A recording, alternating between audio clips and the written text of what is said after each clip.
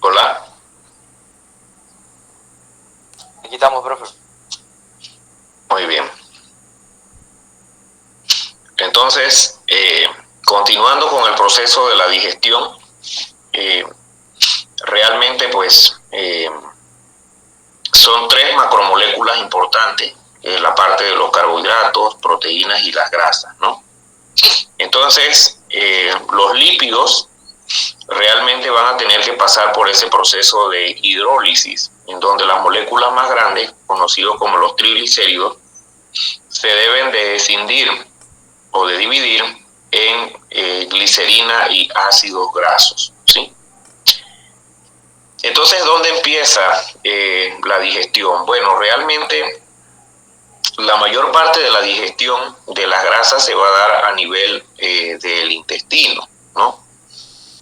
También hay una parte, aproximadamente de un 10 a un 30% se da con la lipasa gástrica, muy poco con lipasa salival, pero realmente es a nivel del intestino donde nosotros tenemos las otras hormonas, ¿verdad? Las enzimas que participan en la digestión de las grasas, sobre todo la lipasa pancreática, ¿sí?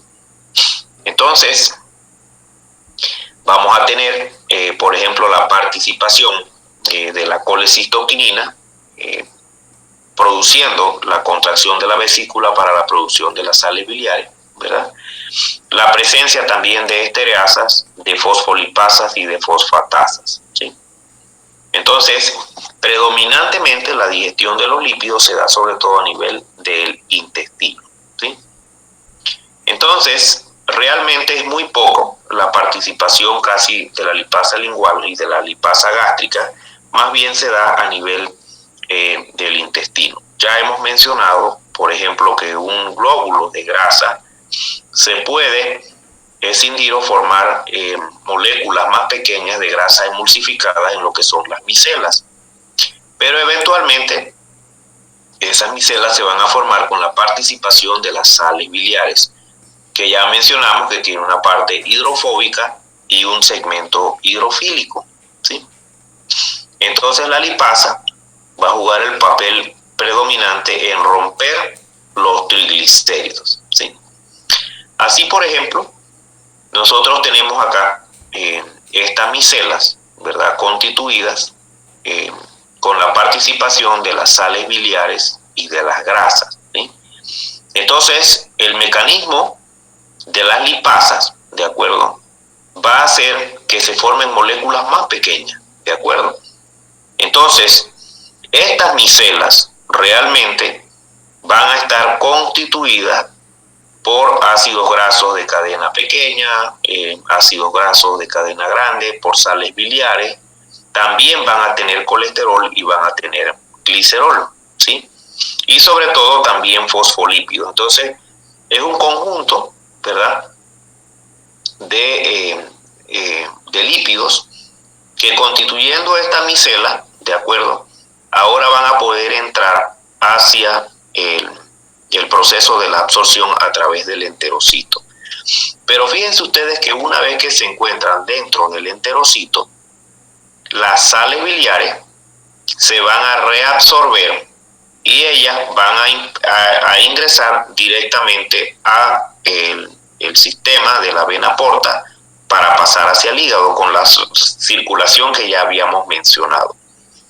Y los otros componentes, ¿de acuerdo?, sobre todo los fosfolípidos, el colesterol, el glicerol, ¿de acuerdo?, van a pasar nuevamente a el retículo endoplásmico para la resíntesis de los triglicéridos. Y esos triglicéridos entonces van a pasar directamente entonces hacia los vasos linfáticos para la circulación enterohepática. Recuerden ustedes que todos los vasos linfáticos van a unirse o a converger hasta formar el vaso linfático más grande, que es el conducto torácico. Y el conducto torácico también drena en el sistema venoso, porque se une en la unión yugulo-subclavia, sobre todo del lado izquierdo. Entonces, estos triglicéridos que pasan formando los kilomicrones hacia el sistema linfático también van a entrar en la sangre, ¿ok? Entonces, ese concepto es bien importante para que nosotros tengamos en claro, ¿de acuerdo?, que los componentes de las micelas van a constituir nuevamente los kilomicrones, y las sales biliares entonces se van a reabsorber para formar parte de la secreción secreción biliar posteriormente. ¿Ok? Entonces, las sales biliares tienen función emulsificadora, ¿de acuerdo?, en la digestión de las grasas. Bien, entonces, ¿cuál es la enzima principal de la digestión de las grasas, jóvenes? Lipasa. La lipasa. Muy bien. Entonces, la hidrólisis de las proteínas, ¿de acuerdo?, está dada principalmente por la ruptura de los enlaces peptídicos. Y eventualmente las proteínas se van a dividir en peptonas, ¿de acuerdo?, y también en su componente más pequeño conocido como los aminoácidos, ¿de acuerdo? Los carbohidratos entonces se van a dividir, por ejemplo, de disacáridos en monosacáridos, ¿verdad? El monosacárido principal que nosotros tenemos es sobre todo la glucosa, ¿verdad? Pero en el resto de los alimentos también vamos a tener galactosa, fructuosa y manosa. Bien, los polisacáridos que nosotros nos comemos en los alimentos van a ser principalmente el almidón, ¿verdad? El almidón, que forma parte de una gran cantidad de alimentos que ingerimos y que a través de la saliva, por el efecto de la amilasa y del jugo pancreático, que se encuentra también en la saliva y en el jugo pancreático, se va a dividir ese almidón o esos polisacáridos en moléculas de menor tamaño. ¿Cuáles van a ser, por ejemplo? Van a ser, por ejemplo, las dextrinas, la maltotriosa, la maltosa, la sacarosa y la lactosa. ¿Ok? Entonces, dos moléculas, ¿de acuerdo?, dos moléculas de glucosa van a constituir sobre todo la maltosa y las dextrinas. La dextrina y la maltosa están constituidas predominantemente por glucosa, ¿sí?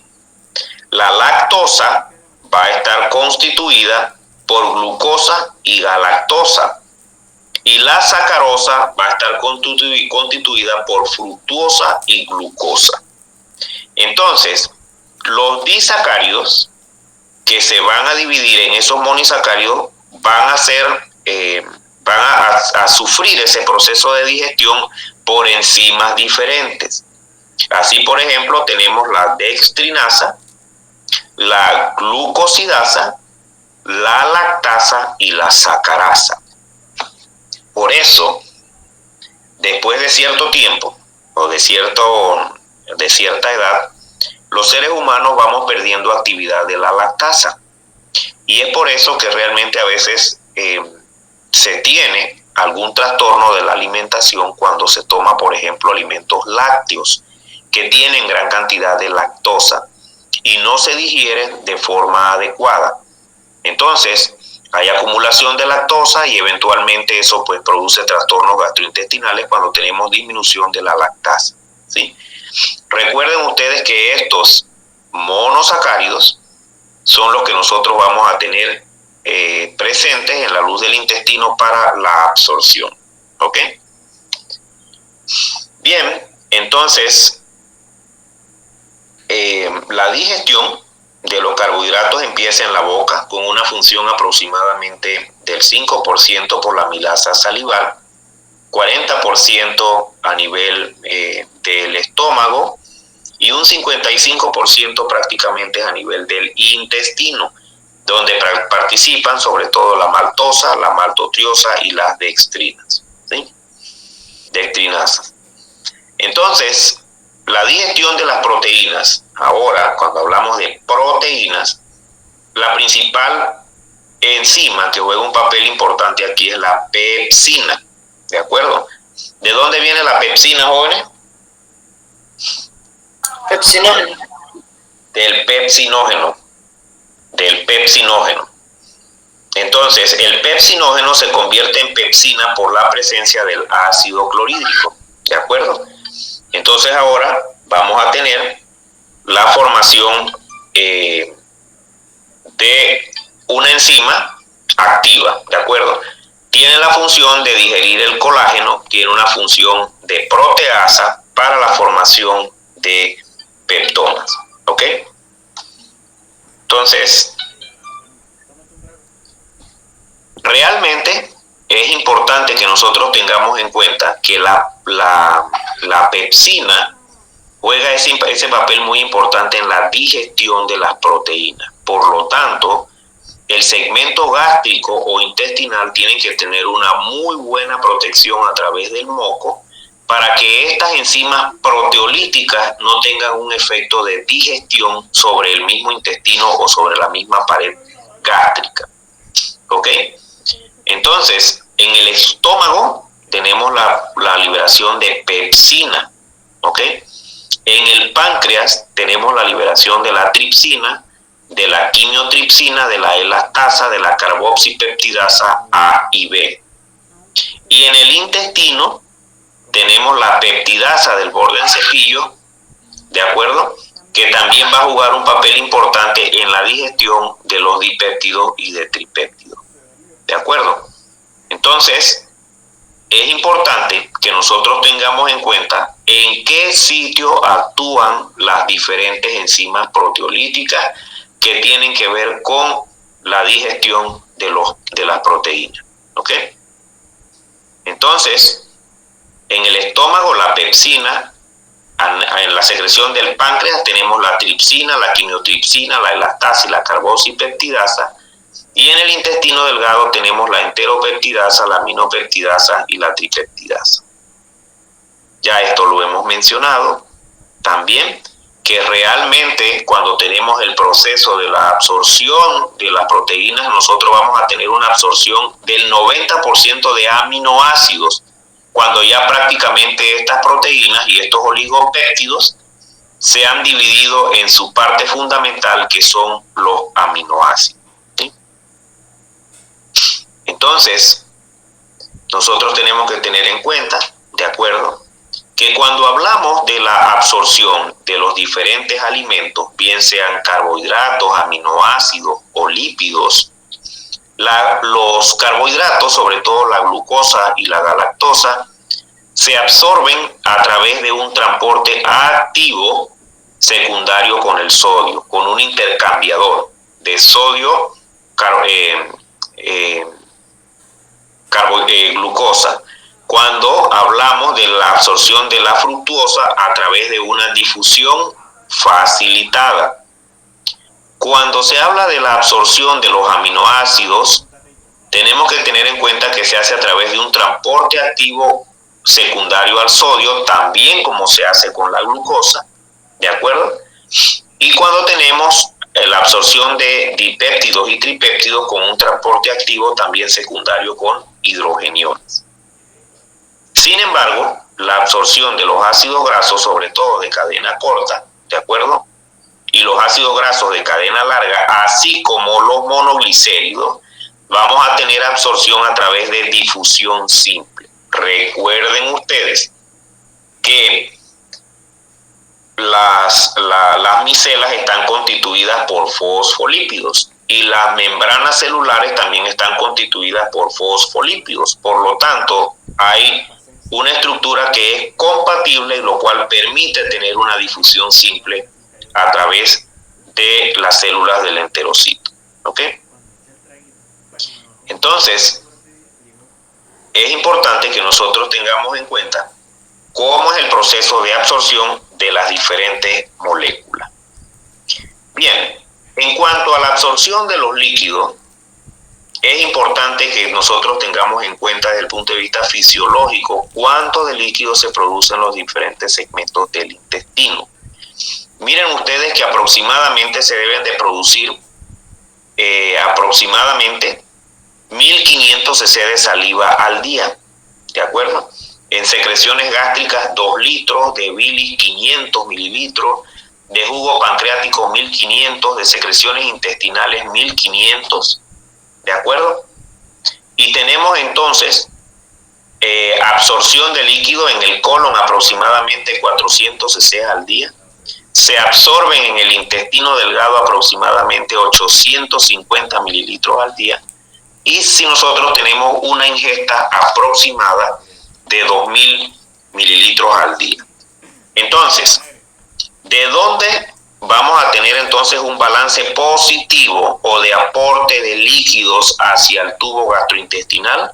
A través de la saliva, de las secreciones gástricas, de la bilis, jugos pancreáticos y secreciones intestinales. Y de la ingesta de líquido, obviamente, que vamos a tener a través de la dieta. ¿Y de dónde vamos a tener el balance negativo o las pérdidas gastrointestinales? A través del intestino delgado y a través del intestino grueso. Y aproximadamente en las heces solamente vamos a tener una pérdida de 100 cc de agua al día en condiciones normales. Pero si hay, por ejemplo, diarrea y demás, entonces sí vamos a tener una pérdida de líquidos aumentada, y eso es lo que condiciona que el paciente se pueda deshidratar. ¿Okay? Muy bien. Entonces nosotros tenemos la absorción, sobre todo de los aminoácidos, como habíamos mencionado. Fíjense ustedes aquí, aminoácidos, glucosa con intercambiadores de sodio, ¿de acuerdo? En la membrana de la luz intestinal.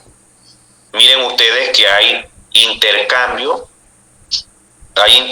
del bicarbonato con el cloro, en donde el cloro se reabsorbe y el bicarbonato se secreta. Por lo tanto, en la luz intestinal siempre vamos a tener más bicarbonato, ¿de acuerdo?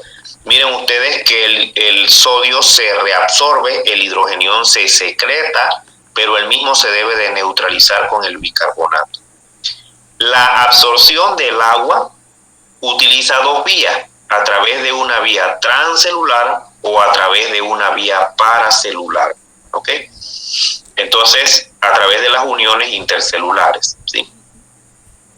Y así, por ejemplo, también vamos a tener la absorción del sodio en intercambio también en conjunto con los aminoácidos y con la glucosa, ¿sí? Bien. Entonces, la absorción en el intestino delgado del sodio, sobre todo en la membrana basal, en la cara basal, está determinada también por la aldosterona, que actúa sobre esta bomba o este intercambiador de sodio-potasio, promoviendo la reabsorción de sodio y la secreción de potasio. ¿Okay? Entonces, jóvenes, hasta aquí llegamos con la parte de lo que es la función de secreción, sobre todo del tracto gastrointestinal. Bien, vamos a ver si me pueden encender las cámaras, por favor.